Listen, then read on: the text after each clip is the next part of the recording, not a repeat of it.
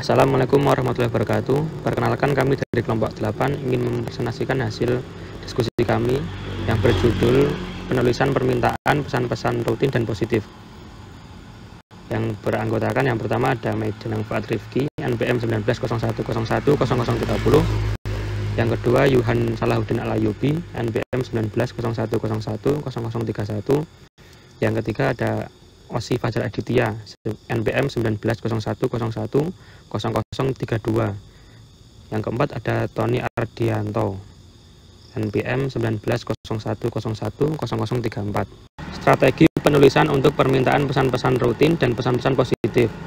Pesan-pesan rutin adalah pesan-pesan yang rutin terjadi dalam suatu perusahaan yang perlu dilakukan atau dijawab secepatnya.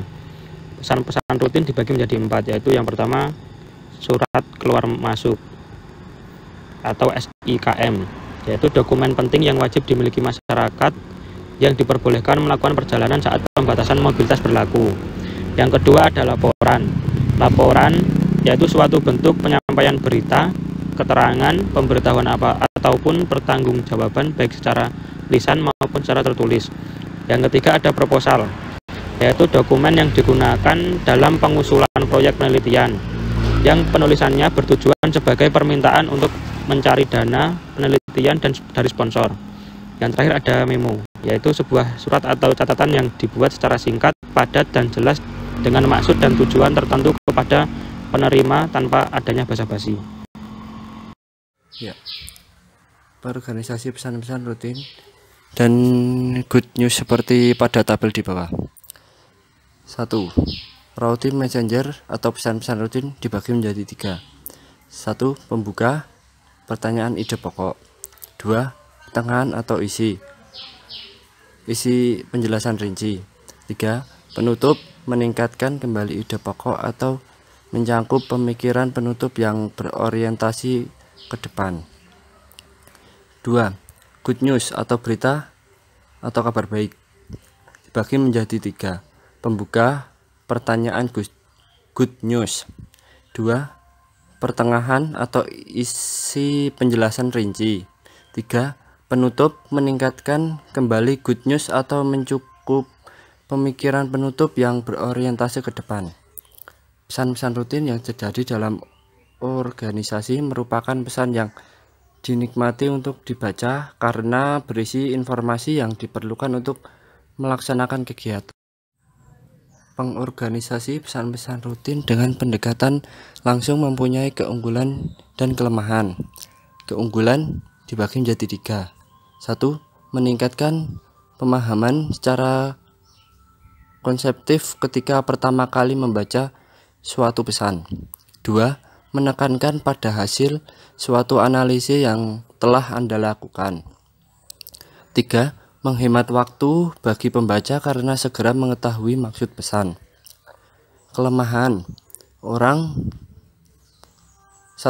Orang cenderung mempunyai suatu pesan menurut cara berpikir.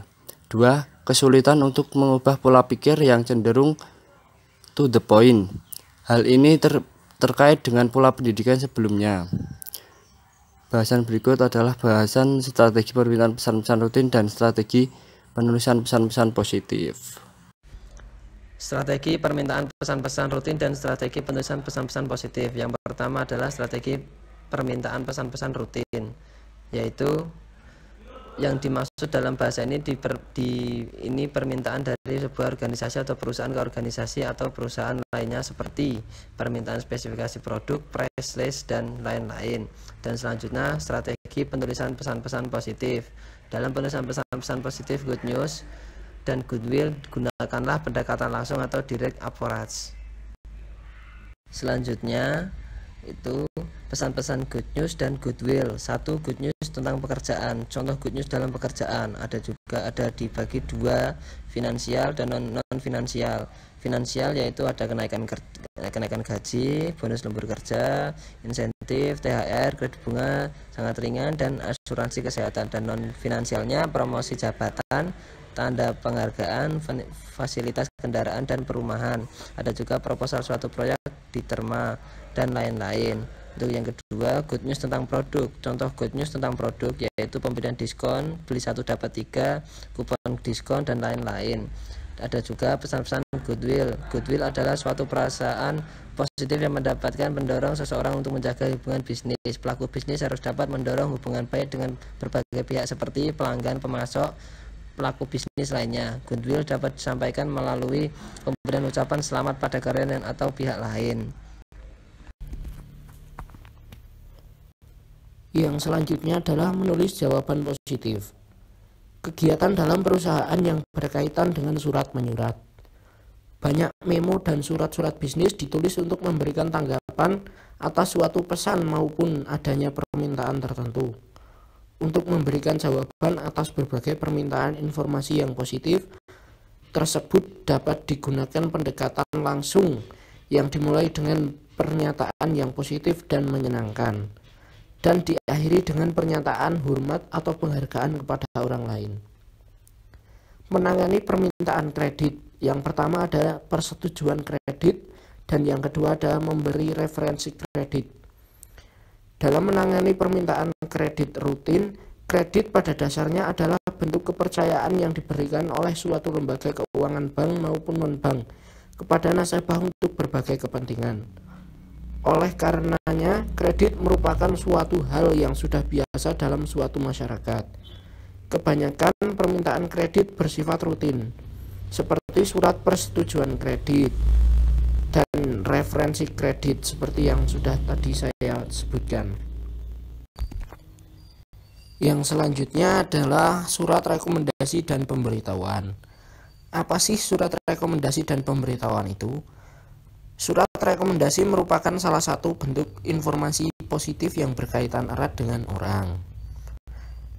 Surat rekomendasi itu sendiri memiliki beberapa karakteristik, antara lain yang pertama ada nama lengkap, yang kedua ada manfaat yang diharapkan pemohon, yang ketiga ada fakta-fakta yang jelas dan relevan dengan positif. Selain itu, surat rekomendasi juga mencakup hal-hal sebagai berikut.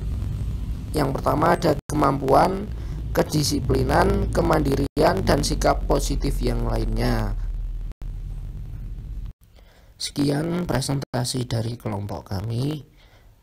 Terima kasih atas perhatiannya, dan mohon maaf apabila terdapat banyak kekurangan dalam pengucapan ataupun penulisan di dalam materi yang kami sampaikan pada kesempatan kali ini.